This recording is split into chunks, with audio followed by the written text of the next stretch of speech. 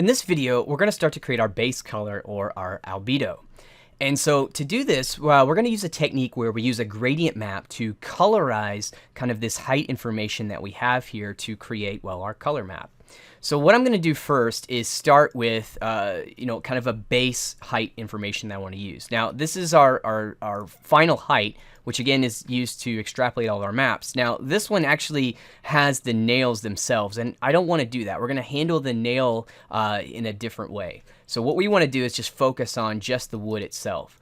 So here, let me just take a step back. This is where we have the nail hole along with the wood, and we're going to use this.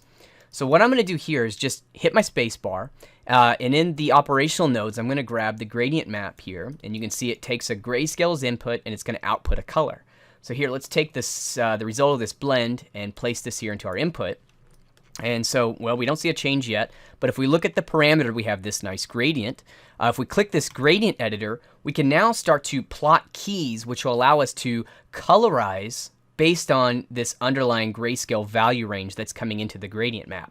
So for example, if I just left click, you can see that I start to create a key. By default, we have black and then a white key. So for example, if I come over here to this black key and I select a red value, you can see that now the gradient is being remapped to this red to white. So now we have red where the black is and white is, well, where the white areas are in that input grayscale map.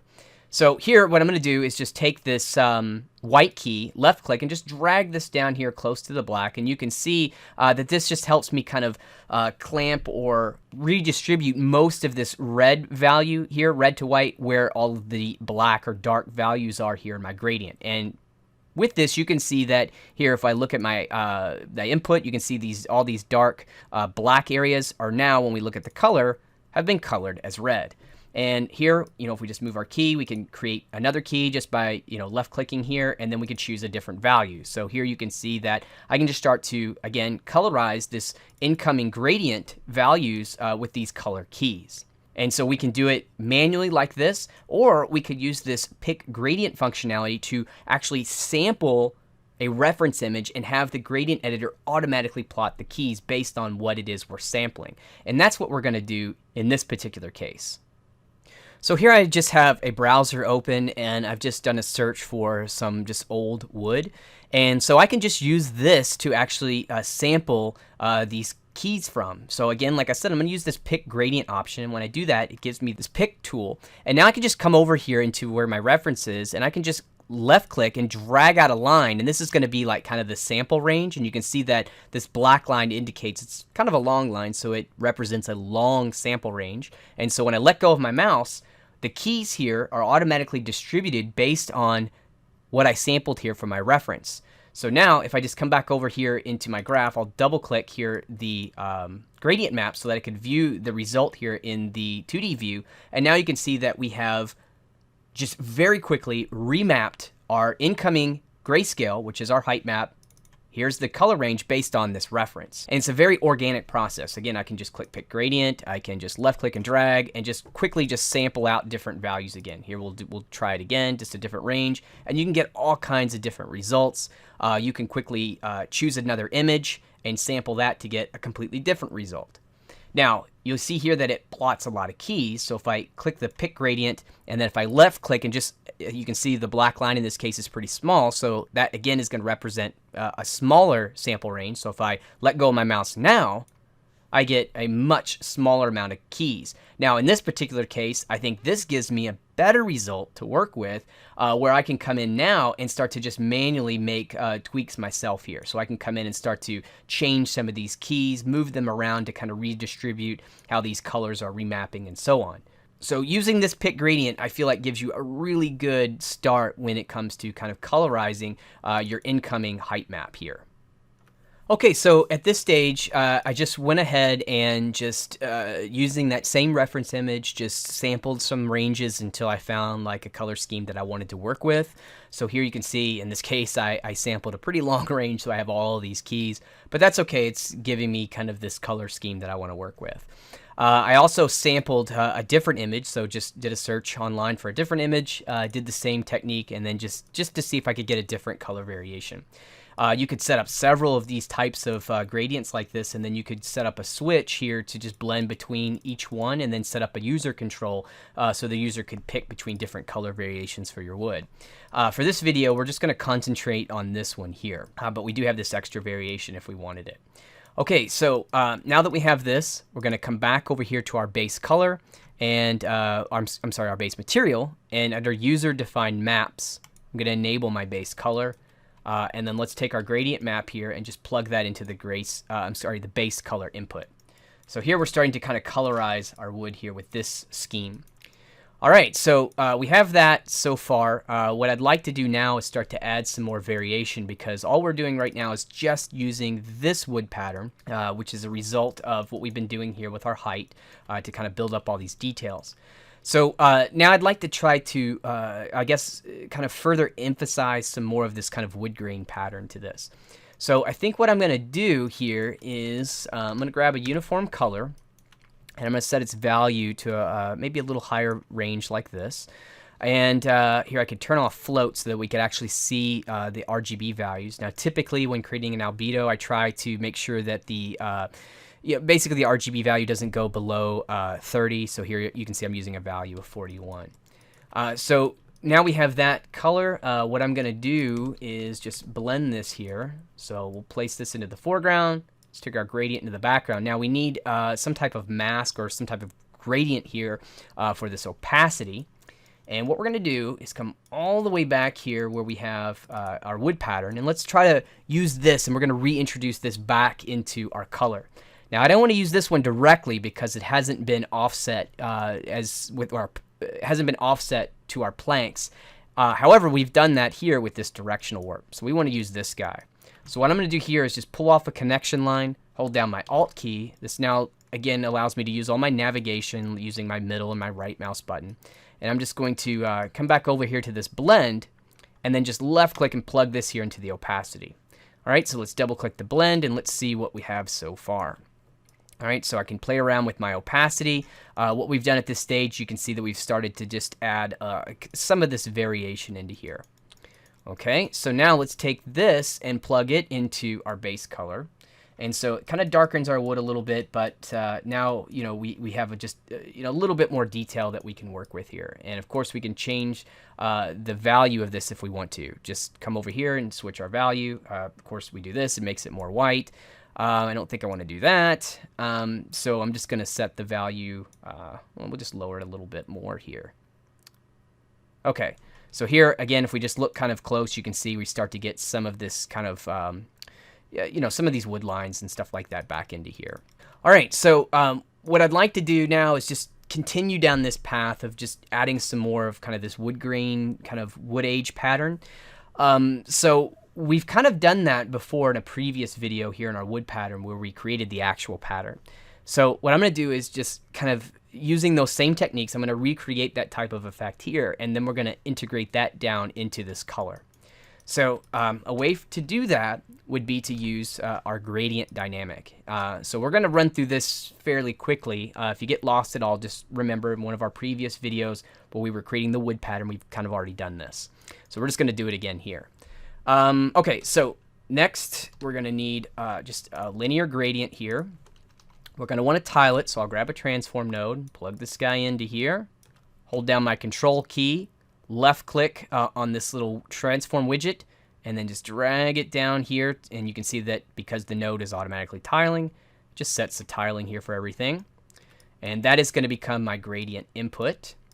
Now I'm going to need another input here, which in this case I'm going to use a Perlin noise and just plug that here into the grayscale input. Now we'll double click our gradient and we see nothing, and that is because the gradient input that we've created, you can see we tiled it vertically, so we need to just change the orientation to vertical. So we do that, and now you can see that we start to get, again, some of these kind of wood age kind of pattern lines like this. Now it's tiling quite a bit because of our scale, so let's just change our scale here. So now we get something like this, and again we could go back to our transform and just kind of tweak this until we get, enough line variation. Like maybe this is going to be okay. All right, so this becomes a grayscale as well. Let's do the same thing. We're going to grab another uniform color. Let's just increase our value again. You can see I'm trying to keep it above 30. And so then we'll come into here and we'll create a blend. The reason why, in case you missed it, if I'm trying to keep this above 30, I cover this in our PBR guide that you can get for free on the algorithmic.com website in the Learn section. But just kind of a quick explanation with our albedo, we don't want to have values that are too dark. So again, just kind of a general guideline is I try to say don't create values below 30 sRGB. So that's why I'm trying to just kind of adhere to that, just to try to keep the map as physically correct as I can. So now we're going to take this color, plug that into our foreground, and let's grab the color from the blend, the result of that blend we've been working on thus far. We'll place that into our background. And now we're going to use this new pattern here that we created as our opacity blend. Plug that into the opacity, double click, and this is what we're getting right off the bat. All right, so not exactly what we want to do yet, but I can just start to lower the opacity. And now you can see that we're starting to get some more of these, just some more of this kind of wood pattern type stuff into here. Okay, so one thing that we have a problem with, as you can see, is right off the bat, it looks just like what it is. We're just layering two things over top. This pattern is not being affected by our plank pattern whatsoever. So what we need to do is just use our old directional warp trick to fix that.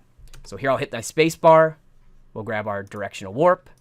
We're going to take our result here of our pattern into the input. Now we need an intensity input, and we already have that. If we scroll all the way back here to our basic shapes, you'll recall it again in an earlier video. We had this luminance variation map that we were using with directional warps to offset patterns.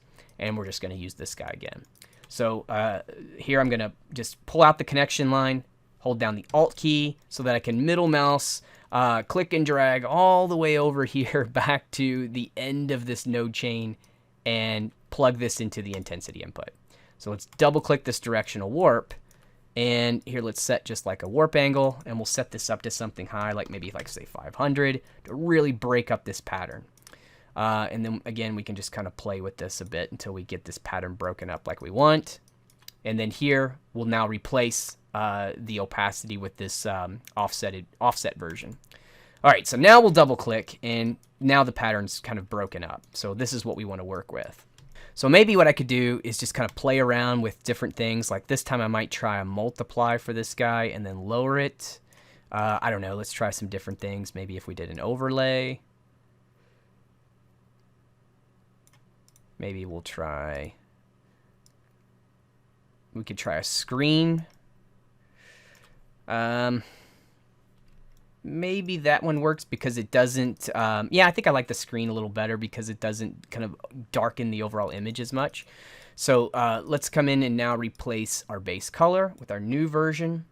Okay, great. So now we start to have just a little bit of extra variation here into our color. So now we have some of this wood pattern stuff. Now, if we want to, we can then come back here to, let's say, maybe this purlin noise and play around with our scale. So maybe we want to drive our scale. Nah, I don't think I want to do that. Let's try going this way. So we'll make these lines a bit bigger. And then what I think I might do, here, let's do this just to see what we can do. Let's do a transform in here, and then right after this gradient dynamic, and let's plug this here back into our directional warp. We'll select the transform, and now here I'm just hold down the control key just so I can scale uniformly, and hold, again, like I said, control key, left mouse button this widget, and I'm just going to stretch this guy up quite a bit. So I'll try some. This is really breaking the tiling, by the way, so if I hit the space bar you can see that all my tiles going to be broken, but I think it'll be okay in this case. Okay, so then maybe let's hold the control key this way and try just skewing things a bit. And then we'll go back here to our purlin noise and adjust our scale just to tile it. Okay, how are we doing here with this? So maybe at this stage that screen might just be too light. So I think I might try just going back here to the multiply now, and then maybe just adjusting the opacity this way. Let's see what this does.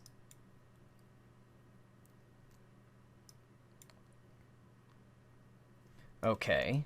So again, just a lot of just playing around and tweaking here. So here, let's just adjust our transform. And then let's scale this guy up quite a bit again. Okay. So maybe we'll just go with something like this. I don't know, it's kind of like an endless tweaking here. Okay, yeah, let's just go with something like this. So I'm getting some of these kind of like just wood patterns in here. It's skewed. I just wanted to skew it and so on. So there we go. So that's looking a lot better. Again, I kind of like what it's doing in here and so on. You can see we're starting to just get more of that kind of, just some more of that wood pattern in here. So let's just take a look at kind of a little before and after. So here's what we had before. And now here's what we have after. Again, just adding a bit more variation to that, we get something like this. And so here you can see it's just looking a bit more wood-like, I would say, in our pattern. This plank here is doing pretty well, so I like this. So yeah, it always comes down to, like I've been saying throughout the whole series, just variation is key. You know, just got to keep adding variation and variation. Now, of course, I've got these uniform colors, so I could come in and you know, use these as tweaks as well. In this particular case, this value is pretty close.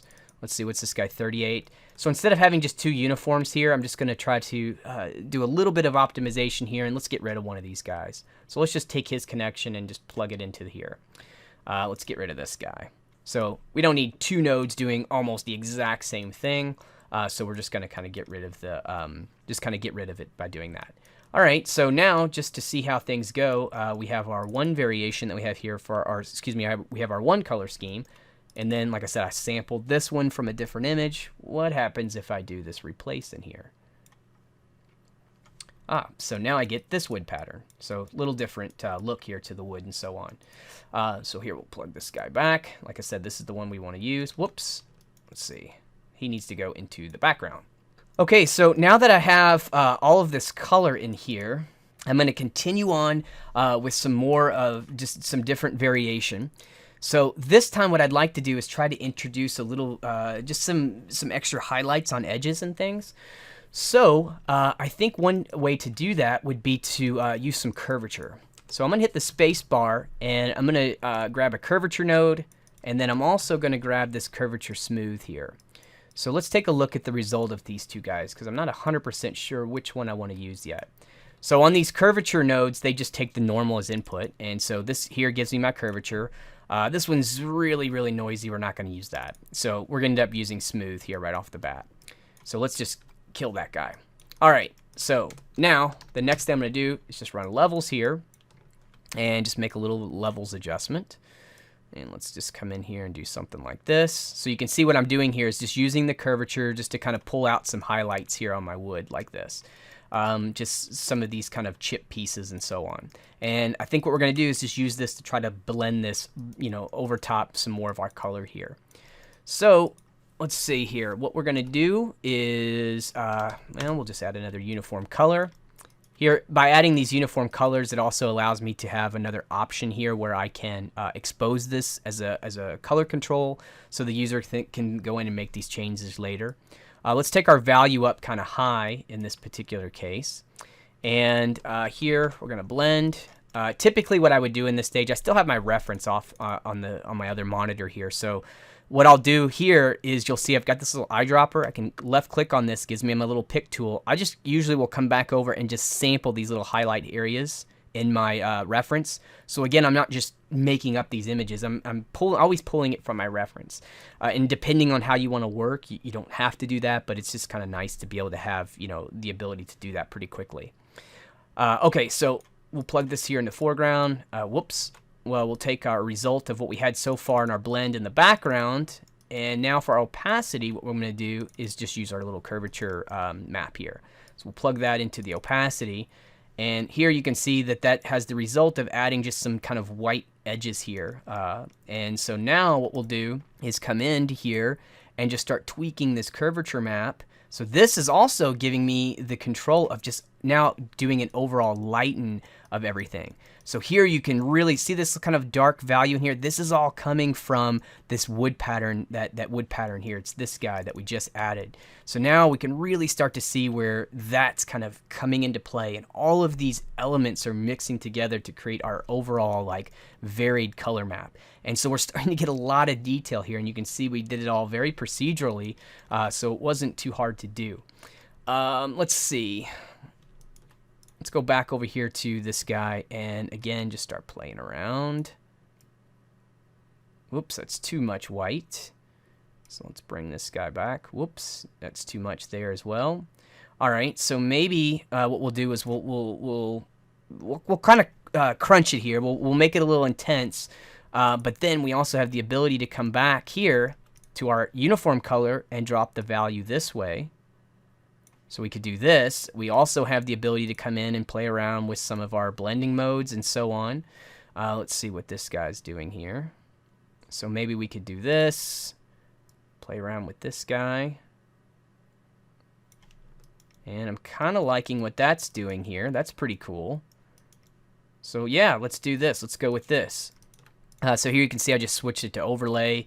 And then we got our values up. Well, it's all the way to white, so I don't want to have anything pure white, so we'll keep this maybe a little lower of a value here. And then again, here's the result of that curvature at this stage. So we'll put this in, and yeah, I really like what's happening here and how this is all integrating now. So we can go back and then again just make some tweaks here to that gamma. I don't know, let's go with that. Okay, so let's integrate this guy in. So here in the 3D view, you're starting to see, what we had before, and so now we'll get a look at what we have after. So boom, we plug that in, and that just really lifted everything quite a bit. Now we've got some even more variation between our dark and light, and because of that overlaid mode, it's really starting to flow around some of this wood age pattern stuff here that we have, which I like a lot.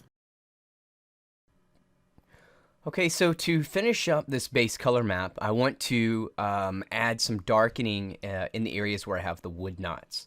So I'm just going to navigate back into the section where I have the knots. Here in this blend node is where we integrated our knots. And if I take a look at this opacity, this here was the mask that I used. And I'm just going to borrow this again. So let's see here. What I want to do, I'll probably just reuse this color node that I have. So let's just create a blend. So we're going to use a blend here. We're going to grab this guy and place this here into the foreground. Then we're going to take what we have here with this, the composited result of this blend, which is our current color. We're going to place this here into the background. And now we need something here for opacity. And that is where we are going to just borrow this levels node here. So again, you can see that this levels node, which is here in the knot section, is feeding into the opacity of our height blend here. So we're just going to use this guy. So pull out a connection line, hold down Alt. Here I'm using my middle click here just to pan over, and then we'll plug this right here into our opacity. So now let's double click this blend, and you can see that, well, we are now darkening this area. It's kind of intense right now, so what I'm going to do here is we're going to add just a blur. And here, let me just hold down the Control key, left click this opacity just to kind of rewire some of this. And so we'll introduce that blend here. I'm sorry, that blur. So let's go back to the blur. It's way too intense, so I'm just going to kind of drop this down a bit. All right, so just using the blur kind of lessened that darkening effect, but we can also look at using our blending modes and our opacity as well. So here, let me try playing around with just a multiply. So we'll do that, and then we'll just kind of feather that back a bit here by just dropping our opacity. So let's try something here around 0.6. Okay, so that'll take care of that section here, and let's take a look at what that is going to look like here in our 3D view. So now we'll take the result of this blend and just plug that into the base color. And so here in the 3D view, you can see that the knots are now darkening. Okay, so that takes care of the knots. Now, well, one more thing that I want to do here is the lines that I have in here. Basically, What I want to do next is kind of darken the gap between each of these planks. Now, one thing that I have done is I did make a change to these planks, and I just want to let you know what I did here. So what I did was I went back here to my planks, and if we look here at the tile generator itself, what I did was I just came over here to the scale, and I increased it just a bit here, and then I went into the interstice X and just gave this a little value here. The whole purpose of this was to just kind of decrease the gap size that I had here in that plank, because before I felt it was just too large. So I just wanted to kind of decrease that gap size so that the planks would be a bit closer together. And so I just made that small change. Okay, so now going back here, let's right click our base material so that we can see what we're doing. We now want to just kind of darken that gap area. So what I'm going to do, same process again, we'll use a blend. I'm going to take this color node just so I can reuse it. We'll place this here into the foreground. Let's grab the result of our blend that we had before. We'll place that into the background. Now we need something here for the opacity to kind of act as our mix driver here. So let's go back where we have here in our large medium shapes. You can see that I used this edge detect here. And then it had a blur. So I think we'll just use this edge detect. Okay, so let me hold down the Alt key, left click. Whoops, make sure I grab the output here. So output, Alt key, and then again, we'll just navigate all the way over here to this opacity and plug this guy into here. Okay, so we'll double click, and well, right off the bat, this is not, we need to invert this. So let's hit our space bar, and let's do an invert grayscale. While I'm here, I'm also going to grab a blur. So we'll grab this blur. Okay, now again, like I do, instead of navigating all the way back everywhere, I'm just going to hold down the control key, just pull out this connection line so we can invert this guy. So we'll get this, and then we're just going to connect up a blur here. Now this blur is going to be too intense by default, so let's try just setting this around close to 3 or so. I think might work. And now we'll use this here as our opacity. Okay, so here you can see that all that did was just kind of darken the area in between the planks. So while I'm here, let's just mess around here with my blending mode again. So I think what I'm going to do is set that to multiply, and then, as always, just kind of feather that back a bit by dropping the opacity. All right, so that is going to take care of the final steps that we needed to do for our base color. So let's integrate that here into the base material. And so here's what we have in our 3D view. And so now we have all of these nodes here that make up our color. So I'm just going to move these guys up, just kind of get them into place. Now let's come back here to where we had our frames, and let's grab our colorize, and let's just frame up all these nodes. So we'll place our colorize here, and then I'll just expand this guy out so that it just covers this range. So this was our colorize section here. And again, that base color is then integrating back down here into our base material. All right, so that's going to close out this video. So now in the next video, what we're going to do is start to take a look at blending full materials. So we still need to work on the nails, but we're going to do that as a separate material.